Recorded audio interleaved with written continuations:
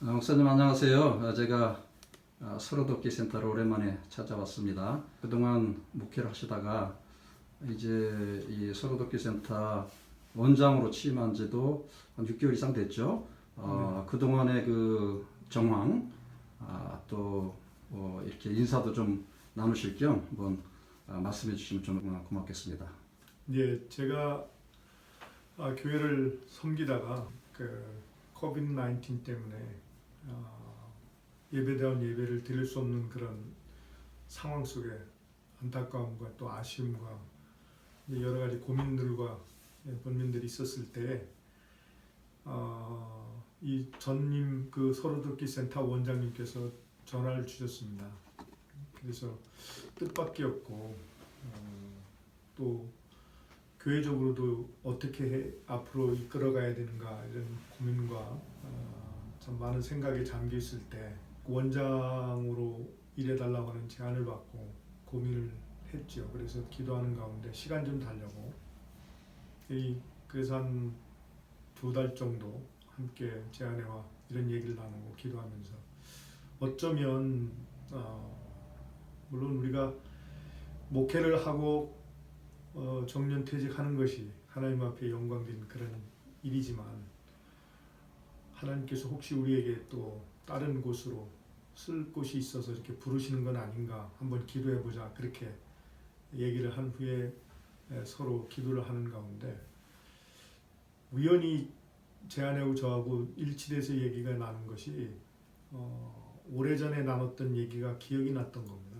그때 나눴던 얘기가 우리가 한 60이 넘으면 은퇴한 후에 바로 은퇴하고 좀 다른 제2의 인생, 그러니까 목회자로서 선교적인 어떤 일을 하든가 하여튼 뭔가 하나님이 기뻐하시는 일을 하는 게 좋지 않겠냐는 생각을 그때 하고 얘기를 나눴는데 그러면 혹시 이게 그런 제안이 아닌가 해서 또 이거를 그냥 마냥 거부하기가 좀 그랬습니다. 그래서 액셉트를 하고 이제 사역을 시작한 거죠.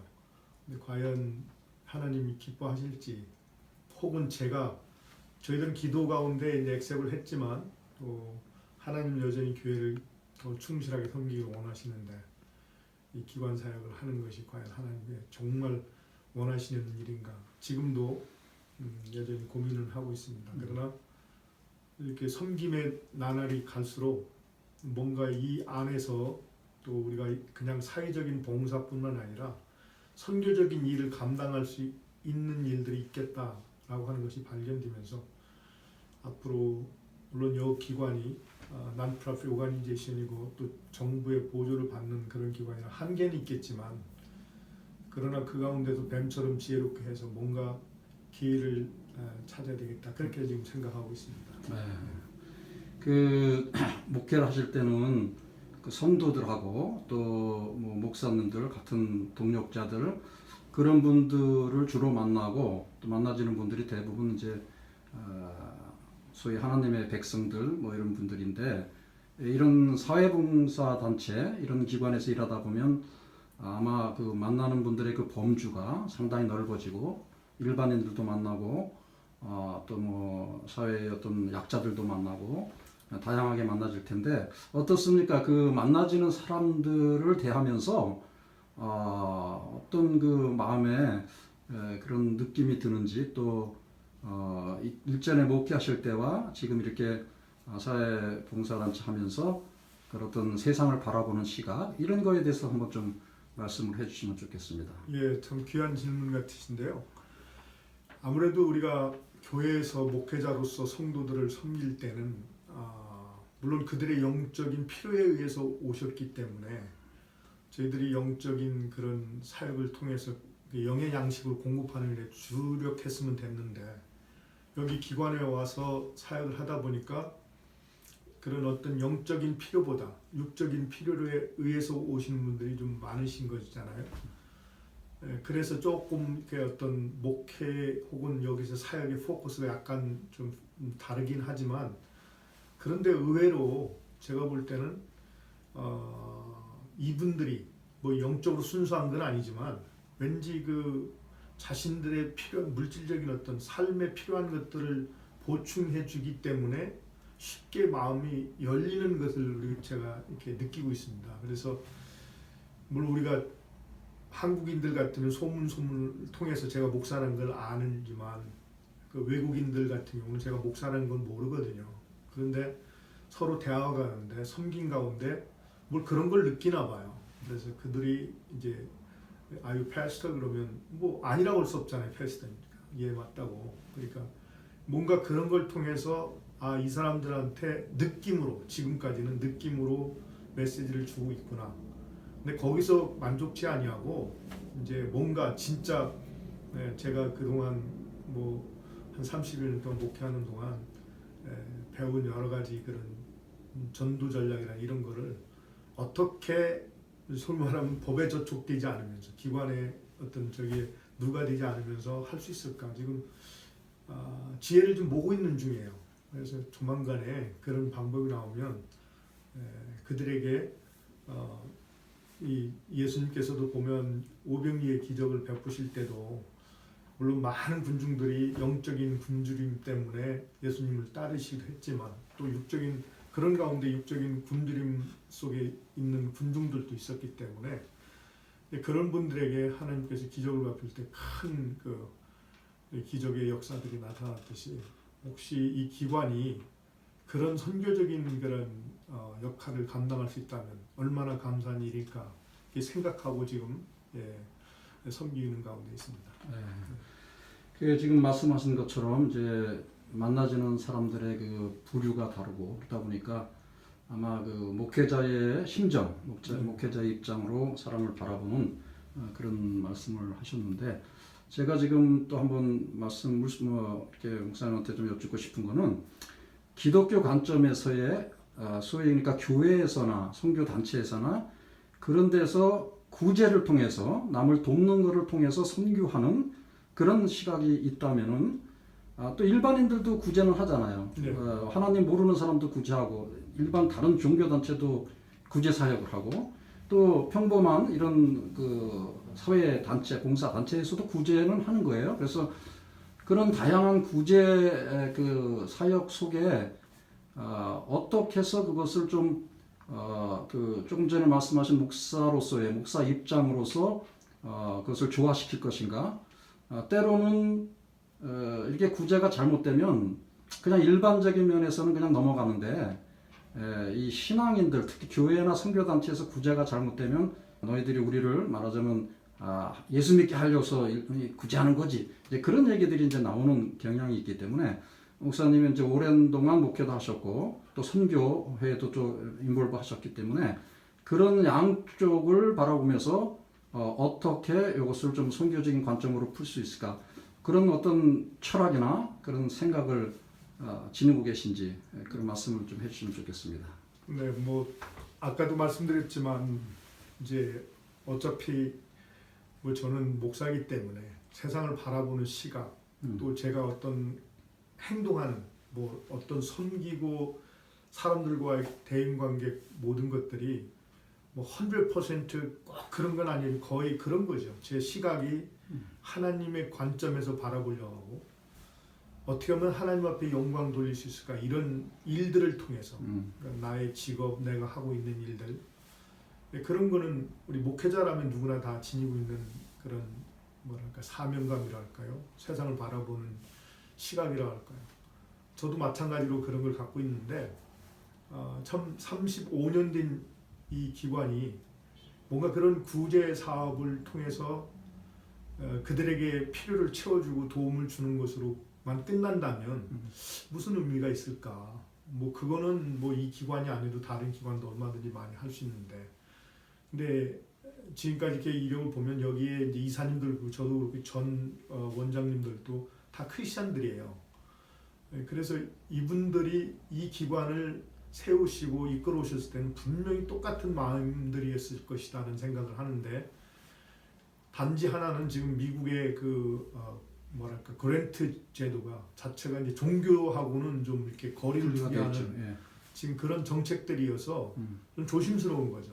그러니까 드러내놓고 구제 이거를 빌미로 어떤 뭐 전도의 어떤 발판 일을 하면 노골화시키면 아마 저희들이 제재를 받을 것 같아서 그러면 진짜 지금부터는 어떤 지혜가 지금 필요한 때인데 그래서 저희들이 물론 우리가 그런 거를 지금 단칼에 다 거두고 그냥 우리 자체적으로 펀드레이징하고 그래서 뭐 단순히 구제기관 혹은 뭐 선교기관으로 이렇게 거듭날 수 있으면 좋겠는데 그게 힘들 거라고 제가 지금 보거든요. 그래서 어떤 이 기관이 구제를 하되 어떤 그 목적은 하여튼 드러내지 않으면서 뭔가 그러니까 그걸 찾는 것이 지금 굉장히 힘들다고 그랬거든요. 근데 가능할 것 같다는 생각이 드는 게 사람들이 도움을 받으면서 마음이 열리잖아요.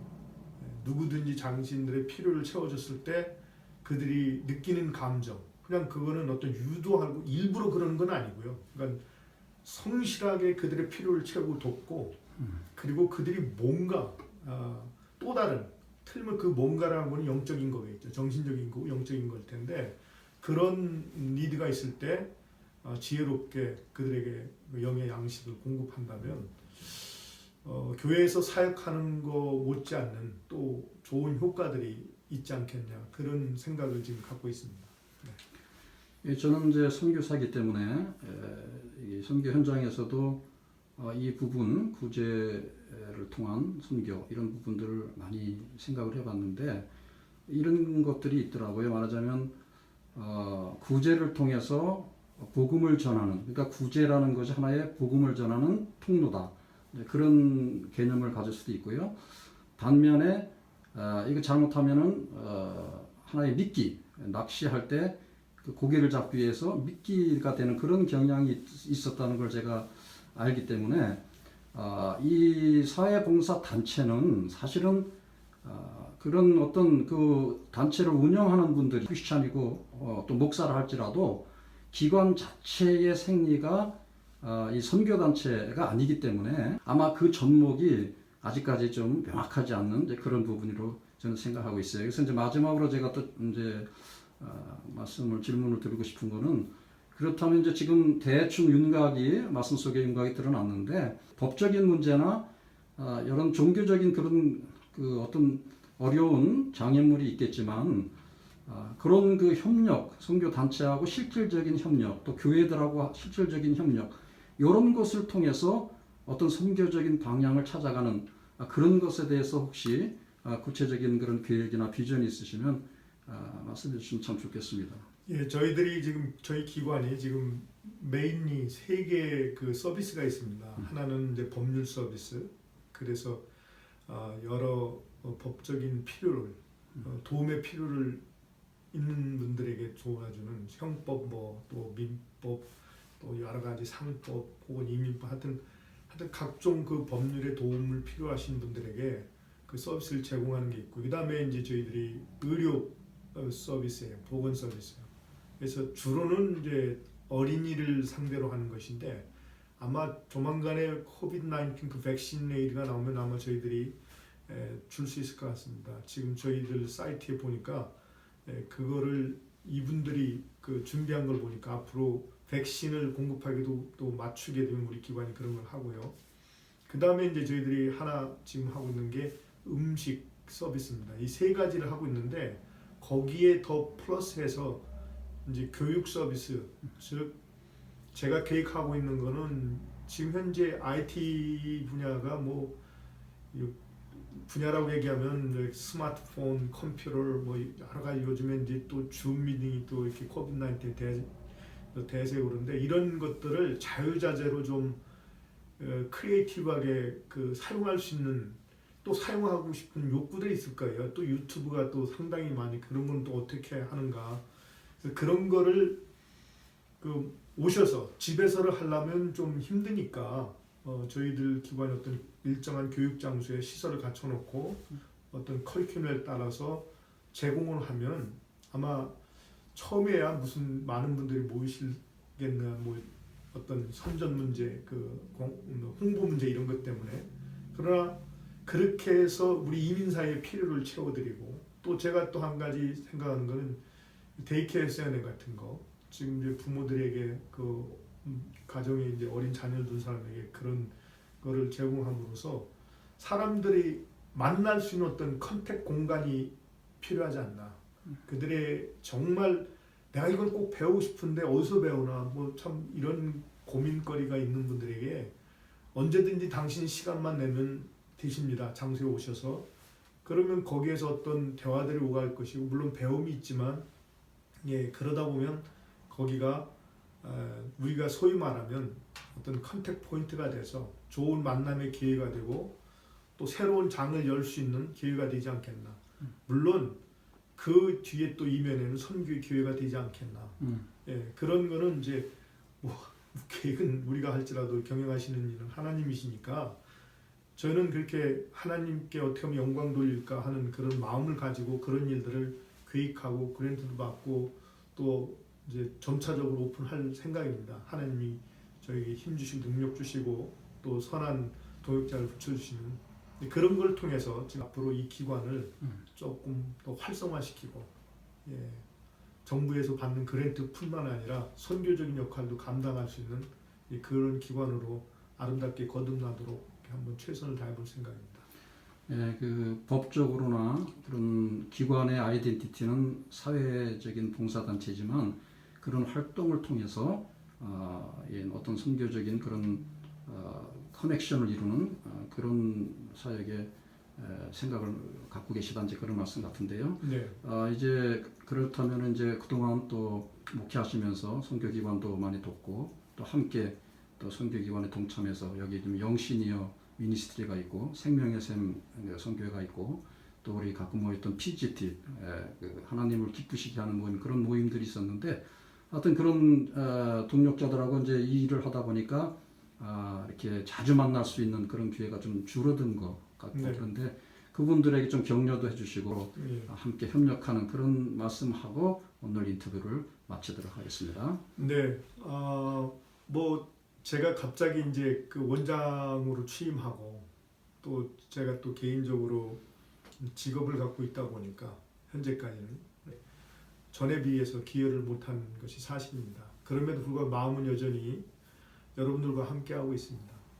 제가 이 기관 안에 여러 가지 시스템을 좀 개선하기 위해서 그동안 뭐 최선을 다해서 달려왔는데 거의 지금 마무리 아마 한 주 내지 한 길어야 한 2주 정도 요 어간에서 아마 다 마무리 지어질 것 같습니다. 그러면 뭐 이제 좀 저도 예전에 비해서 좀 자유롭게 PGT 회원들 만날 수 있을 것 같고 모임에도 같이 갈 수 있을 것 같습니다. 물론 코로나19 팬데믹이기 때문에 서로 모이는 게 조심스럽고 아무래도 좀 불편함이 있을 것입니다. 그럼에도 여전히 우리는 줌 미팅이라든가 또 우리 카톡방을 통해서 서로 교제 나누고 대화를 나누고 그러고 계신 거 참 귀하게 생각하고 또 그런 일들을 또 적극적으로 활용해서 팬데믹 이후에 우리가 어떻게 또 이 PGT 모임을 더 활성화시키고 선교기관 단체들을 후원하고 지원할까 같이 고민하고 기도한다면 하나님께서 틀림없이 부흥 주시고 길을 열어주시라 믿습니다. 그때까지 건강하시고 뭐 조만간 또 만나서 함께 하나님을 찬양할 수 있는 그 시간을 그립고 또 그날을 기대합니다. 감사합니다. 고맙습니다. 목사님 오늘 좋은 말씀 잘 들었고요. 주님의 이름으로 축복합니다. 감사합니다. 감사합니다. 고맙습니다.